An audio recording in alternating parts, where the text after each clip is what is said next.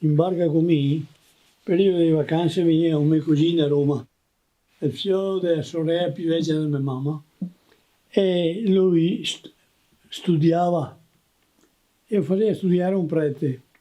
E il prete che prestava la macchina fotografica e ora che mostra le fotografie qua.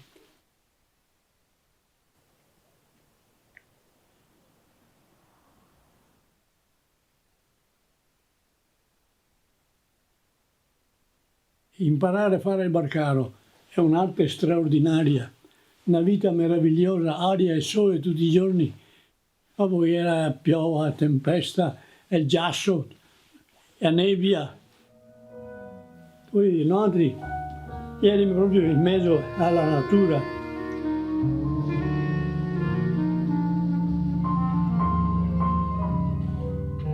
Andammo a Portogruaro, andammo via, a Cervignano del Friuli andammo via, qua fuori c'è una fotografia, come barca con i vei su, sulla laguna de Maran, siamo stati 5 giorni a aspettare il vento e vei su, 5 giorni.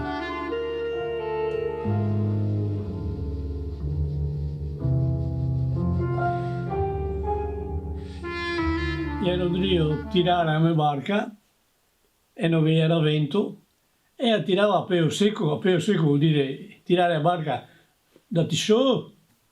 E allora dico, mamì, voglio fare questa vita qua finché moro, cioè fare il cavallo. Avevo cavallo e a segna e ho attaccato a un coso, a un alboreto dei salici e mio padre dire, tira che si ferma. Io non tiro più questo. O te metti il motore in barca, dico, o mi va a casa.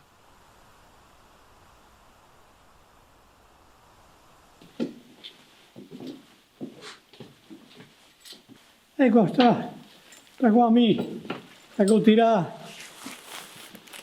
a tirare a segna tutta una giornata intera e come ho va a segna così, va bene.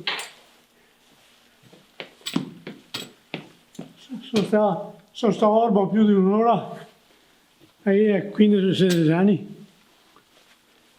Lo sforzo fisico, le gambe diventava come le gambe della tua dure, è una roba impressionante.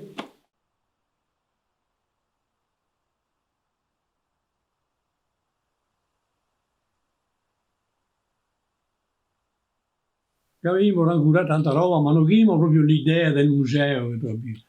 Sono state 3 notti senza dormire, a pensare cosa che potevo riuscire a fare.